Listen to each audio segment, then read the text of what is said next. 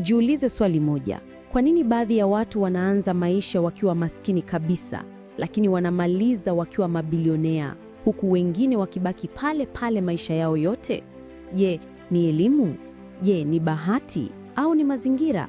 Hapana. Siri ipo kwenye kitu kimoja pekee: hamu kubwa isiyoyumba, definite desire.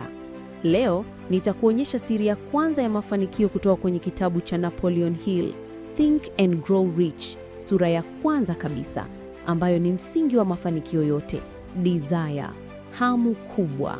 Naamini mwisho wa video hii utaanza kuandika malengo yako kwa mtindo mpya ambao unaweza kubadilisha maisha yako kabisa. Mwandishi wa kitabu hiki, Napoleon Hill, aliandika Think and Grow Rich mwaka 1937. Kabla ya hapo, alikuwa ametumia zaidi ya miaka 20 akihoji mabilionea na watu wenye mafanikio makubwa kama Andrew Carnegie, Henry Ford na Thomas Edison. Andrew Carnegie alimwambia kitu cha kushangaza. Alimwambia, kuna formula ya mafanikio, na ukikubali kuifanyia kazi, unaweza kuwafundisha wengine na kubadilisha maisha ya vizazi vijavyo. Na moja ya siri kubwa ambayo Hill aligundua ni hii: kila mtu aliyefanikia alianza na kitu kimoja, hamu kubwa yenye malengo maalum. Mfano hai ni wa Evelyn C. Barnes. Barnes hakuwa na elimu kubwa, hakuwa na pesa, lakini alikuwa na ndoto moja tu akilini mwake: nitafanya kazi na Thomas Edison. Hata kama hakujua jinsi itakavyotokea, hakuiacha ndoto hiyo. Alisafiri, akaenda kwa Edison bila hata nauli ya uhakika. Akakubali kazi yoyote ili mradi awe karibu na mtu aliyemwamini. Miaka michache baadaye, Barnes akawa mshirika wa Edison kwenye biashara kubwa. Na hapo ndipo Hill alielewa kilichomfikisha pale si elimu, si mtaji, bali ni hamu kubwa isiyoyumba.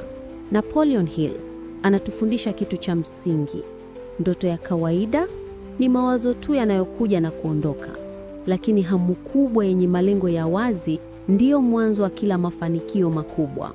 Hamu kubwa ni moto wa ndani unaosukuma mtu kufanikisha ndoto zake bila kisingizio. Hill anasema hivi: kila kitu kikubwa huanza kama wazo, lakini wazo hilo lazima liunganishe na hamu kubwa ya kuligeuza kuwa ukweli. Kwa maneno mengine, hamu kubwa ndio msingi wa utajiri, afya bora, upendo, heshima na ndoto yoyote unayotaka kufanikisha. Sasa Hill anatupa formula ya hatua 6 za kuhakikisha ndoto zako zinageuka kuwa ukweli. Sikiliza kwa makini. Hizi hatua ndizo siri kubwa ya sura ya kwanza. 1. Amua ni kiasi gani cha pesa au mafanikio unachotaka. Usiseme nataka kuwa tajiri. Hiyo ni ndoto ya kawaida.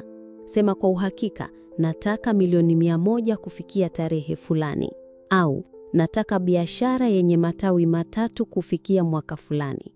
2. Tambua ni kitu gani uko tayari kutoa ili kupata hicho. Kila mafanikio yana gharama. Je, uko tayari kutoa nini? Muda wako, nidhamu yako, maarifa yako, au hata kuacha marafiki wanaokuvuta nyuma? 3. Weka tarehe ya mwisho, deadline. Bila deadline ndoto hubaki kuwa ndoto. Deadline inaleta msukumo na uwajibikano. 4. Tengeneza mpango wa wazi na uanze mara moja. Usisubiri kila kitu kiwe sawa. Hata hatua ndogo leo ni mwanzo wa safari. 5.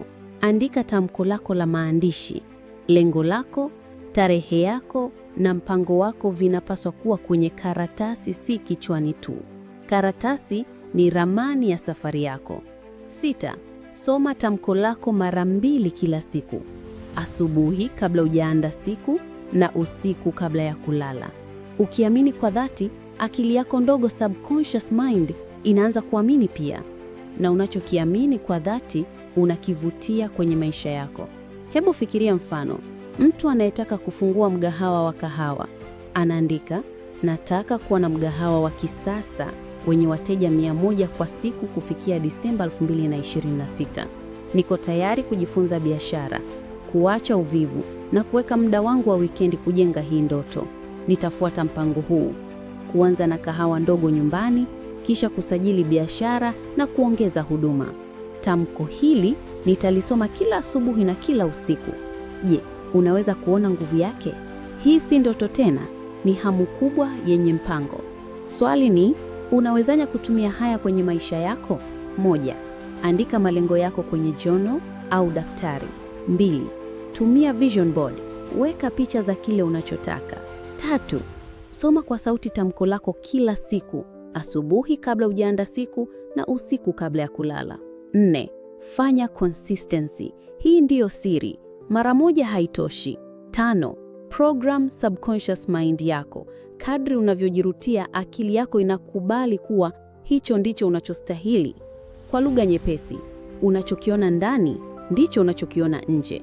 Funzo kutoka Fikra Chanya. Kinachonigusa mimi binafsi kwenye sura hii ni hatua ya kusoma tamko mara 2 kila siku. Watu wengi hudharau hii hatua, lakini kikweli ndiyo siri kubwa, kwa sababu unapojirejea unaanza kujenga imani ya ndani, na unapokuwa na imani hiyo, akili na mazingira yako vinatafuta njia ya kuhakikisha unafanikisha kile unachotaka. Mara nyingi sio dunia inayotuzuia, bali ni ukosefu wa hamu kubwa na imani thabiti ndani yetu. Kwa hivyo, funzo kubwa ni hili: ikiwa ndoto yako si kubwa kiasi cha kukufanya usilale, basi hiyo sio hamu kubwa. Sasa ni wakati wa hatua. Chukua karatasi na kalamu. Sasa hivi, andika lengo lako kuu. Weka tarehe ya mwisho. Jiulize, niko tayari kutoa nini ili kufanikisha hili? Andika mpango wako hata kama bado haujakamilika. Na kesho asubuhi, soma tamko lako kwa sauti. Usifanye kesho, fanya sasa. Kumbuka, ndoto zisizoandikwa hubaki ndoto, lakini ndoto zilizoandikwa na kufanywa kazi hugeuka kuwa urithi wa maisha yako.